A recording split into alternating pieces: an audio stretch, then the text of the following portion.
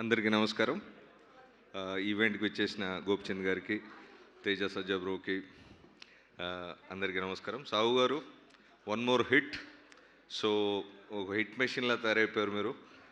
మొన్ననే శంకర్ వరప్రసాద్ గారు, దాని తర్వాత ఇది కంటిన్యూస్గా churning out hits. Hope this streak continuous.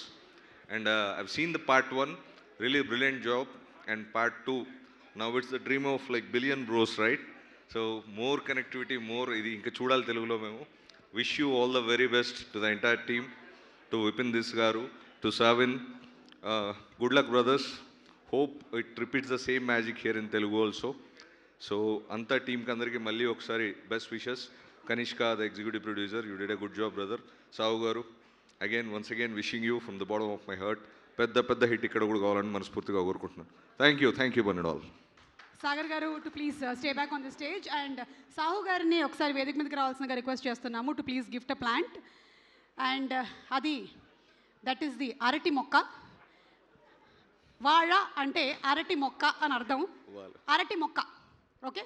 So ఆ అరటి మొక్కనే ఇప్పుడు ఇస్తున్నారు. ఎవరు కరెక్ట్గా పలకండి. అరటి మొక్క. సాగర్ గారు, రేపు థియేటర్కి వెళ్ళినప్పుడు ఈ మొక్క తీసుకొని వెళ్ళాలి మీరు. అదే టికెట్. సో జనరలీ మలయాళంలో ఒక సేయింగ్ ఉందన్నమాట, అరే నిన్ను పెంచే బదులు ఒక అరటి మొక్కను పెంచినా సరే అది చాలా ఉపయోగపడేది అని. అందుకని వాళ అనేటువంటి పేరుని ఈ మూవీకి పెట్టడం జరిగింది. ఐఎమ్ షూర్ విపిన్ దాస్ గారు అందుకే పెట్టుంటారు అని.